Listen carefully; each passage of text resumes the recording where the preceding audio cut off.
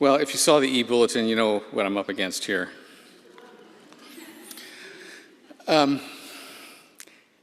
If we're going to take the Bible seriously as it actually is,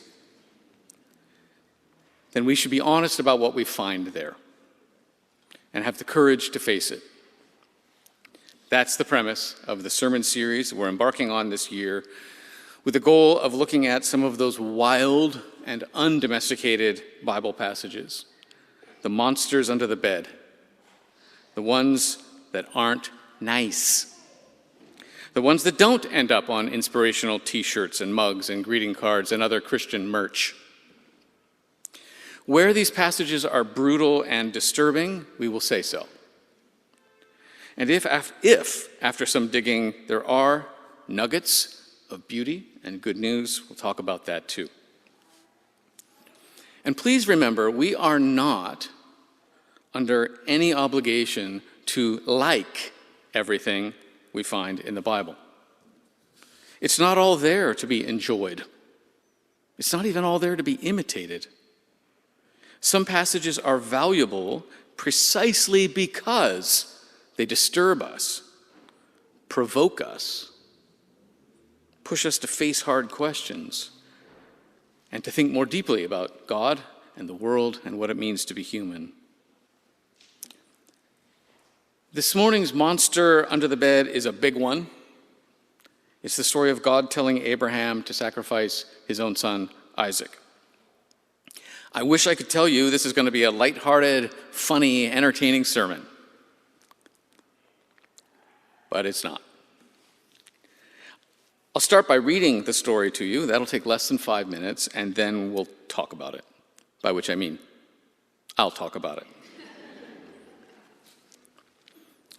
Here is the reading. Sometime later, God tested Abraham. God said to him, "Abraham?" "Here I am," Abraham replied, which was just the normal ancient world's response to being called.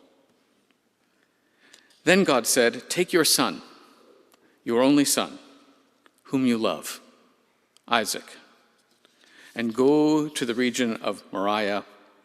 Sacrifice him there as a burnt offering on a mountain I will show you."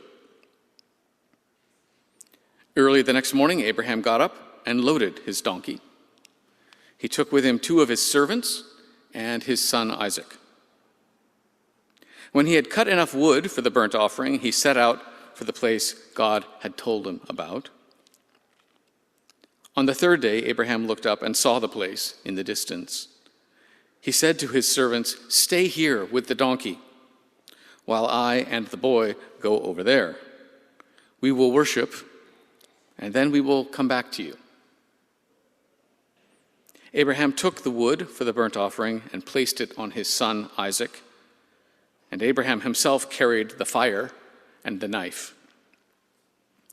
As the 2 of them went on together, Isaac spoke up and said to his father Abraham, "Father?" "Yes, my son?" "The fire and the wood are here, but where is the lamb for the burnt offering?" Abraham answered, "God himself will provide the lamb for the burnt offering, my son." And the 2 of them went on together. When they reached the place God had told him about, Abraham built an altar there and arranged the wood on it. He bound his son Isaac and laid him on the altar on top of the wood. Then he reached out his hand and took the knife to slay his son. But the angel of the Lord called out to him from heaven, "Abraham, Abraham!" "Here I am," Abraham replied. "Do not lay a hand on the boy," the voice said. "Don't do anything to him. Now I know that you fear God, because you have not withheld from me your son, your only son." Abraham looked up, and there in a thicket he saw a ram caught by its horns. He went over and took the ram and sacrificed it as a burnt offering instead of his son. So Abraham called that place, "The Lord will provide." And to this day, it is said, "On the mountain of the Lord it will be provided." The angel of the Lord called to Abraham from heaven a second time and said, "I swear by myself, declares the Lord, that because you have done this and have not withheld your son, your only son, I will surely bless you and make your descendants as numerous as the stars in the sky and the sand on the seashore. Through your offspring, all nations on earth will be blessed, because you have obeyed me." The end. So, I've done a fair bit of reading on this story, and basically what's happening this morning is I'm reporting back to you. I'm reporting back to you with what I have found and what I have learned. And just so you know, if you care, when it comes to commentaries on this passage, I relied primarily on four scholars. The first, Ian Provan, who writes about the Jewish and Christian historical approaches to understanding this story. John Walton, who specializes in the ancient Near Eastern context of this story. Bruce Waltke, who specializes in literary analysis and the structure of the story. And of course, Walter Brueggemann, who's just amazing, and that's all. There will be three chapters to this sermon.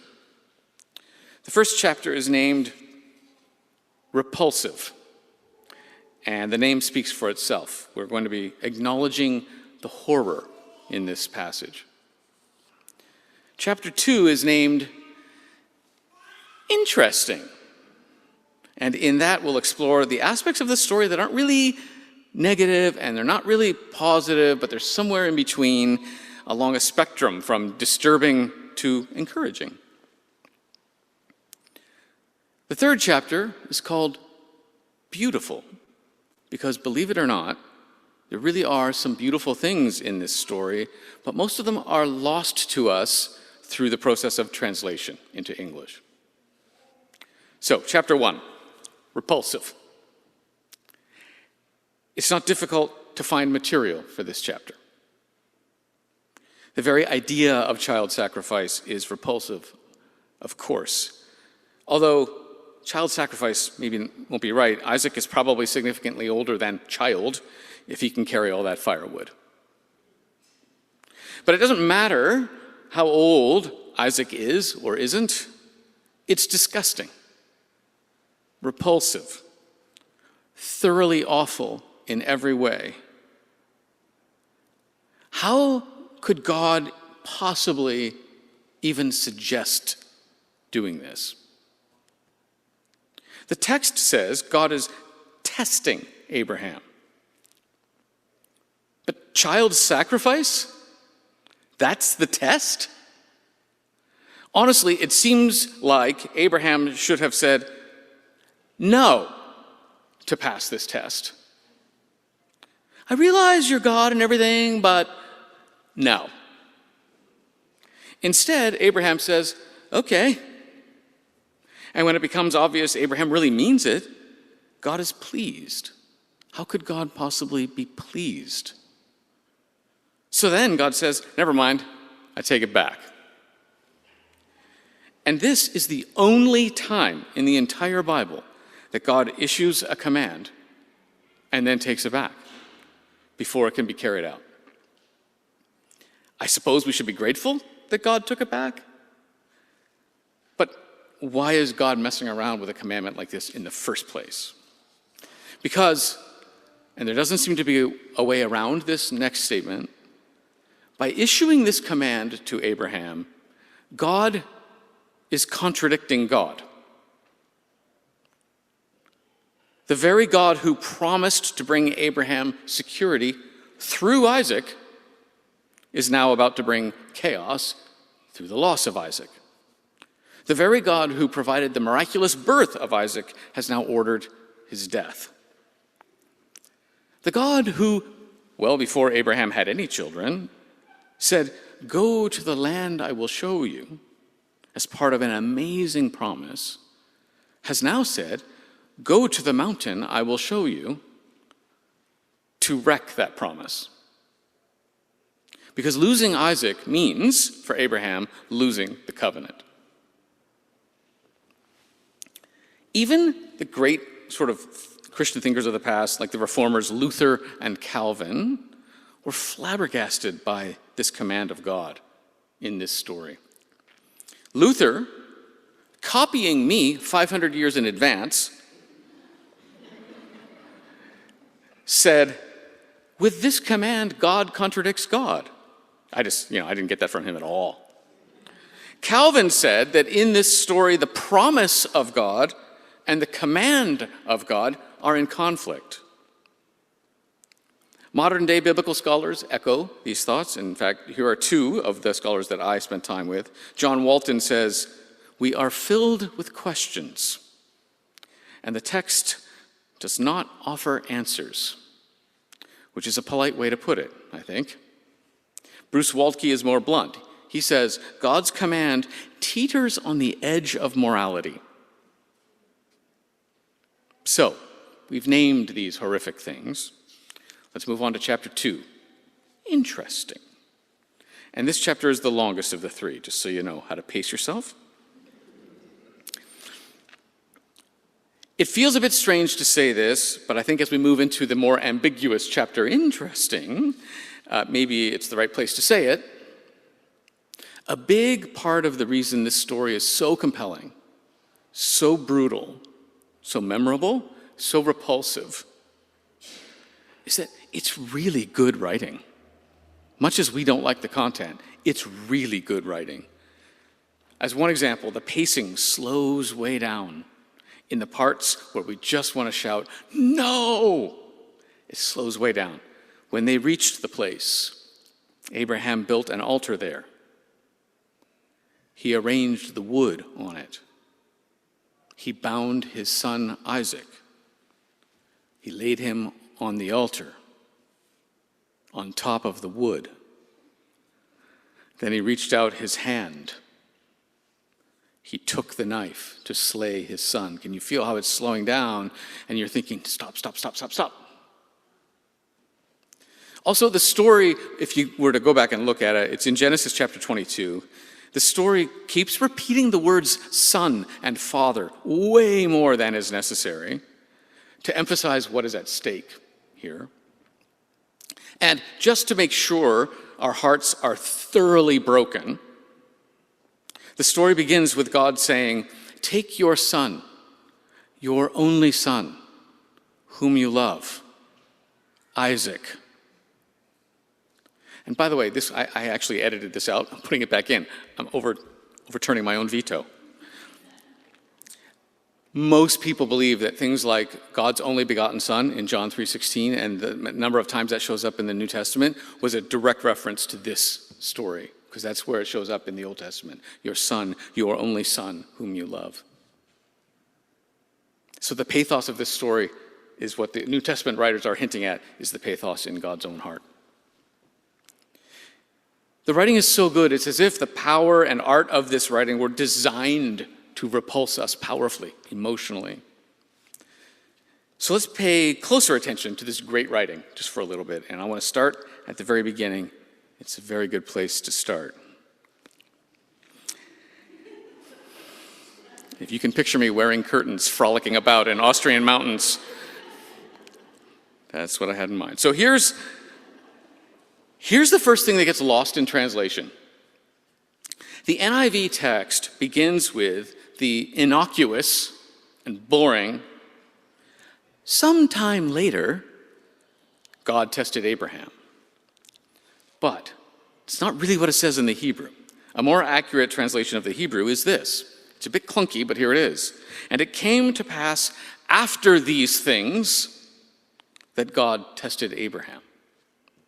After these things. And the question becomes, after what things? What has happened? The beginning of this story deliberately mentions other stories. What are they? And when you look back, there's stories about marriage and pregnancy and babies and heartache and self-interest and lies. We'll look at some of them. And if there's one thing that becomes clear, it's that Abraham has trust issues. Rather than trusting God's promises, Abraham, along with Sarah, often takes things into his own hands. For example, when we look back, we find that Abraham lies about his wife, Sarah, in a foreign land twice. I've mentioned this before from the pulpit, so I apologize for the repetition. Both times, Abraham is worried that his wife Sarah is so beautiful that the kings in those foreign lands will kill Abraham in order to steal her. So, Abraham just says, "She's my sister," and allows her to be married off. Twice. Both times, the kings find out what has happened, and they give Sarah back with fear, paying lots of money to set things right. The first time this happens is right after Abraham first goes to the promised land and hears God's promise that a great nation will come from Abraham's descendants. And I wonder, perhaps Abraham was willing to risk losing Sarah. "She's my sister, take her." Thinking that his descendants could come from another woman. But the second time this happens, that he lies about his wife, God has already promised by then twice that the future nation will come through Sarah. That's the promise, Sarah. And yet Abraham still marries her off to save his own life and make some money. These are not the actions of a man who really trusts that God will provide. And speaking of God's promise that Sarah will have a baby, and this is famous, so you know this, both times God delivers the good news about this coming baby, they laugh at God. The first time Abraham laughs, the second time Sarah laughs, and when God says, "Why did you laugh?" she says, "I didn't." They think the idea of a baby is ridiculous. And in fact, they have already long given up on the possibility of Sarah getting pregnant, so much so that Sarah has already given an Egyptian maidservant named Hagar, given her over to Abraham so that Abraham can get her pregnant and start generating descendants that way. Hagar, the Egyptian maidservant, does get pregnant, and that causes all sorts of relational problems in the household, as you might very well imagine. And we're going to come back to that later. So put Hagar aside, but we're coming back to her. But here's the thing. Despite the pattern of not really trusting God and taking matters into their own hands, Abraham and Sarah, by the time we get to this story this morning, they've done really well for themselves. Isaac's been born, has grown into a young man. The difficult situation with Hagar has been resolved, not very nicely. And Abraham and Sarah and Isaac, as a family, have settled quite luxuriously and comfortably into the southern region of the Promised Land. So there is no doubt that despite Abraham's trust issues, things have worked out. He's profited from his relationship with God. And there is a danger. Abraham is at risk of having nothing but a transactional relationship with God, a relationship focused on profit, which is not the kind of trusting and loving relationship God wants. Abraham's comfort is a serious and significant obstacle to what the covenant relationship is supposed to be. So it may be in this story that God is asking, do you trust and love me? Or do you just love profiting from me? So the test, go to a mountain I will show you. Take your son, your only son, whom you love, Isaac, and sacrifice him there. Okay, here's something else that's hard to get our modern heads around. Abraham probably wasn't all that shocked by God's command. Certainly not as shocked as we are, because child sacrifice was a common feature of religious life in the ancient Near East. All around him, everywhere he looked, it was a common feature. And the logic, if we can call it that, was this. The fertility gods have given us children, grain, cattle, produce. We thank the gods by giving a small proportion of those things back. And remember this too, it's hard for us. Abraham was never given the 10 Commandments. Abraham never heard from the prophets. All of that didn't come till centuries later. All Abraham had was a vague promise of descendants becoming a great nation, and one commandment, circumcision, which he obeyed. So it's an uncomfortably interesting lesson that something can be brutal and harsh and theologically impossible for us, while not being those things impossible for Abraham in the time and place of this story.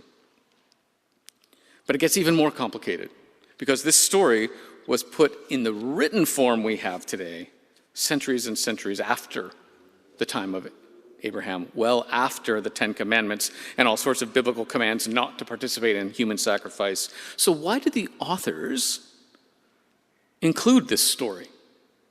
They knew human sacrifice was wrong. Why did they include this story where God commands child sacrifice?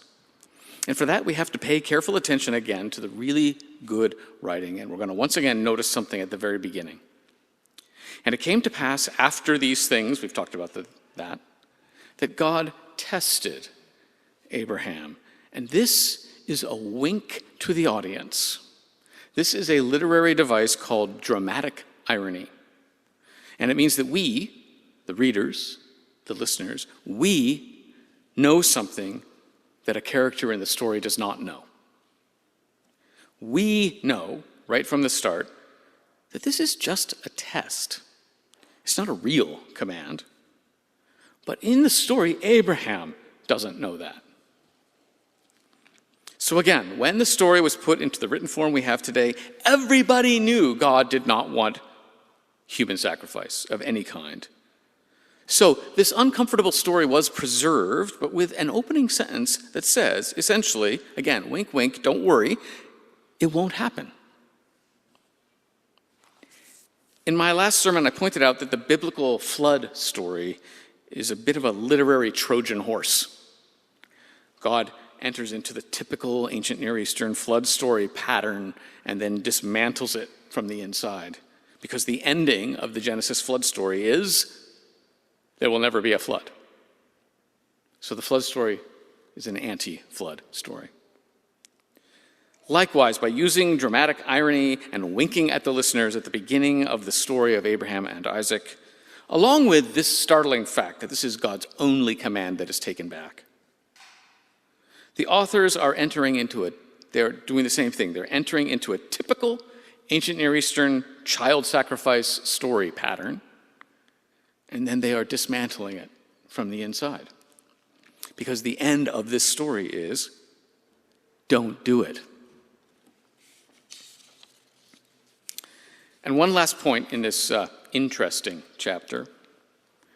It involves a warning that you've heard from me before. What I'm about to say here is going to sound very strange to our modern minds, trained as we are to think about God in very Greek philosophical terms.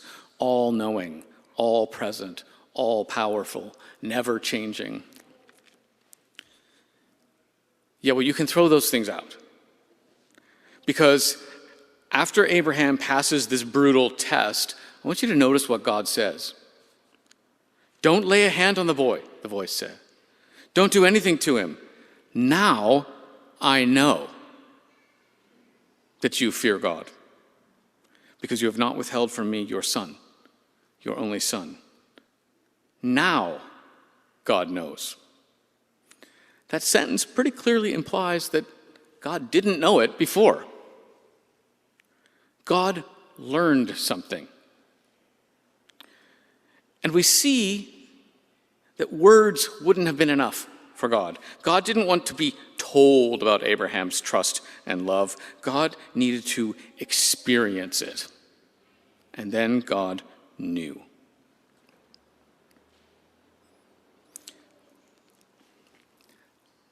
My mother is a counselor.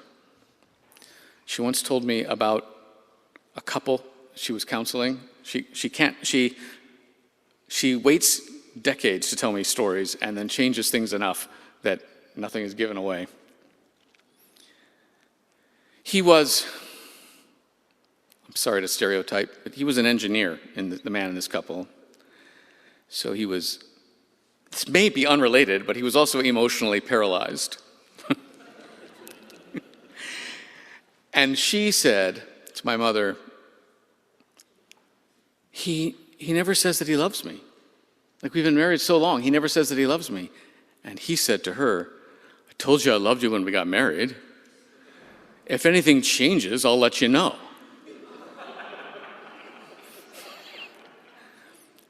That's not enough for her. She needs to experience this love, right? And I think that's the idea in this story. This is why I'm telling this story from my mother.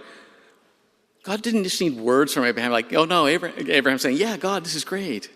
God needed to know, to experience the love. God's desire, a very strong desire, was for a covenant relationship built on deep, deep trust and love, not a transactional relationship based on comfort and convenience.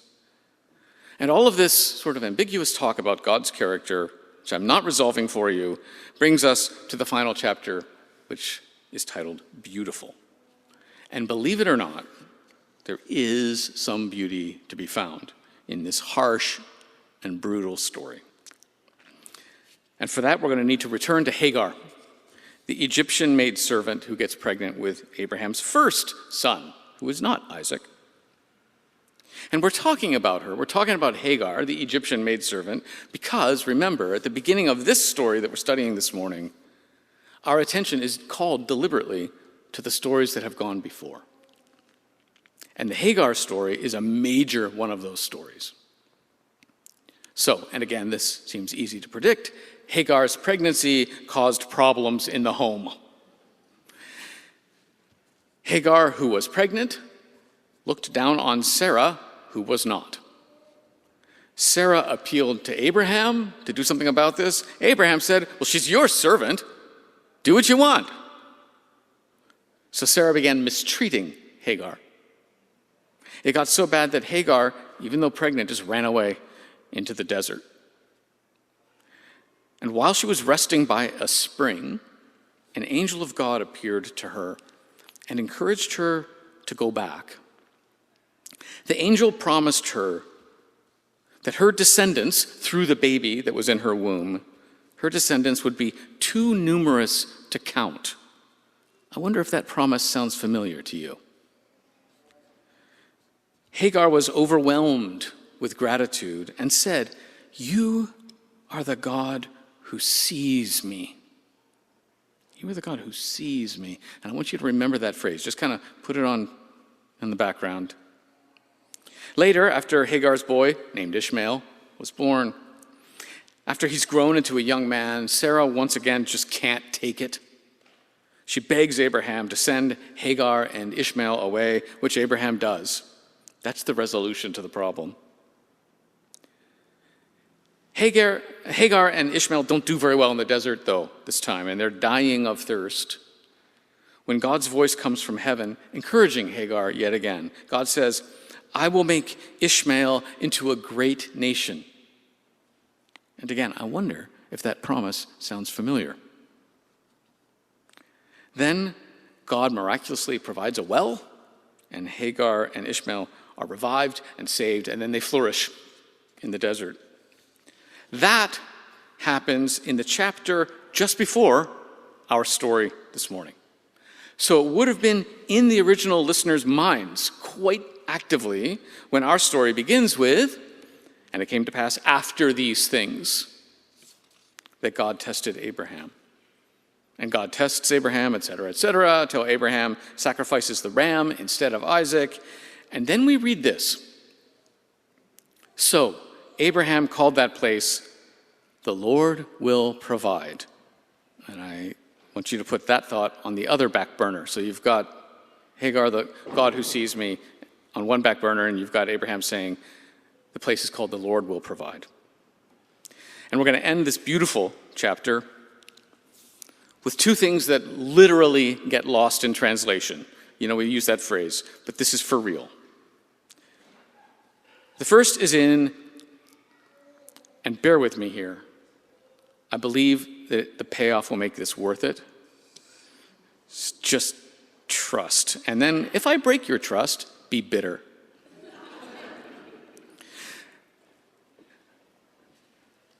The Hebrew words that are used for God in this story, that's what I want to talk about.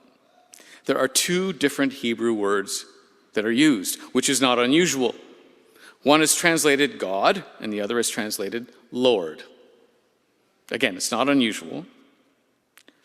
What is unusual and noteworthy is that Elohim, the word translated God, is used in the first half of the story. And then it switches abruptly to Yahweh, which is translated Lord, for the second half of the story. And just so you know, if you look in your English Bibles, and if you see Lord in all capital letters, that is Yahweh. That's the translation of Yahweh. And it's not translated Yahweh on purpose, out of respect for our Jewish brothers and sisters who don't believe that God's personal name, which is what Yahweh is, should be in print.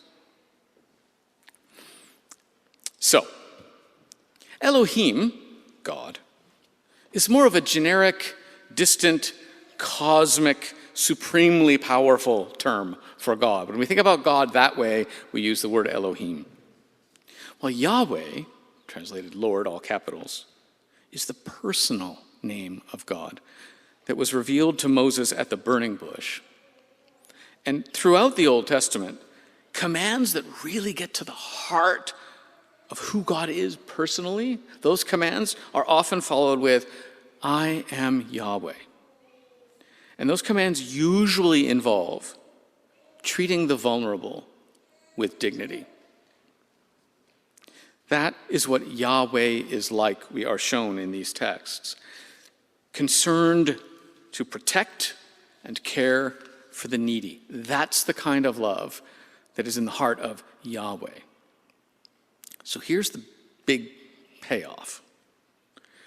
Our story this morning switches from Elohim, God, to Yahweh, the personal heart of God, at a very important moment in the story. Here it is, the first use of Yahweh in our story. But the angel of Yahweh called out to him from heaven, "Abraham, Abraham!" "Here I am," Abraham replied. "Do not lay a hand on the boy," said Yahweh. God made the command that a generic, powerful God had a right to make in that pre-Ten Commandments ancient Near Eastern world. Yahweh saw the situation, saw the vulnerable and needy Isaac, and provided protection. I want to be clear. I am not saying these are two different gods. I am not saying God has a multiple personality disorder. I am saying the text is showing us two different ways of thinking about God and showing us which one of those ways should win out. We would hear that in Hebrew, and we miss it in English. So Abraham, having caught a glimpse of God's heart, calls that place Yahweh will provide. Except he didn't. He didn't really name it that. And that's the second thing lost in English translation. In Hebrew, Abraham names the place not what our Bible tells us, Yahweh will provide. Instead, Abraham names the place Yahweh will see. Yahweh will see. It's the same Hebrew word in Hagar's statement. "You are the God who sees me." Yahweh will see, as in we will be seen.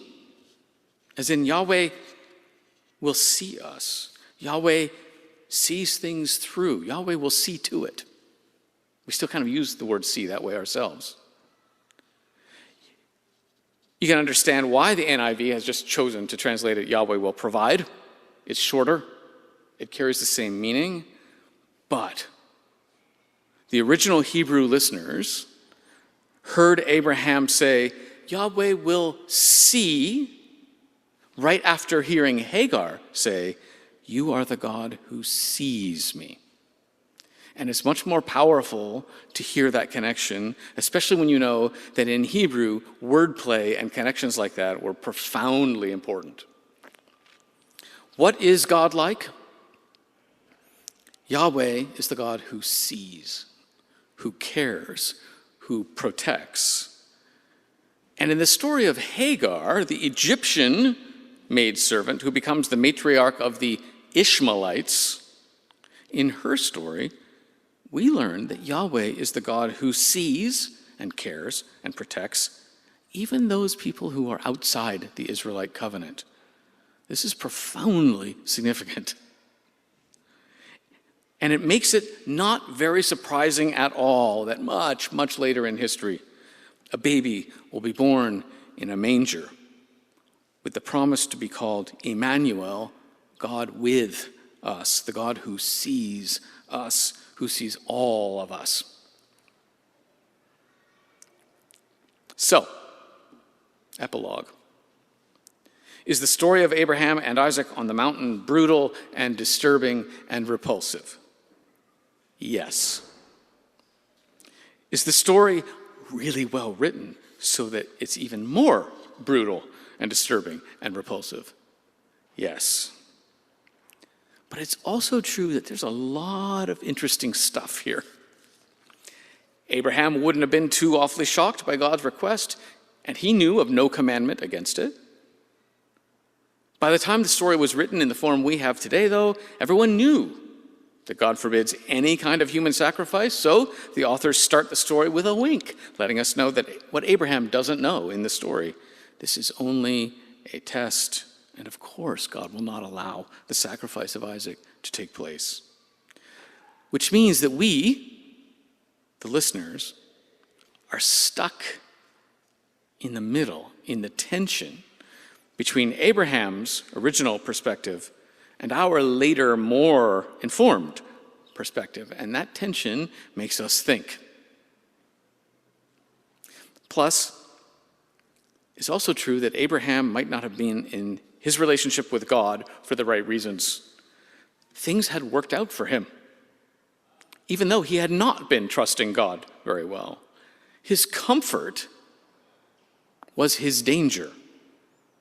And that makes us think too, we 21st century Canadians. And then finally, in the midst of Abraham's emotional distress, and of course our distress as we listen to the story, thanks to the very deliberate connections with Hagar, and I mean these are deliberate connections that get translated out, at the very peak of this awful story, we discover what Abraham discovers. Yahweh is the God who sees us, who sees all of us. This story is disturbing. It is unsettling.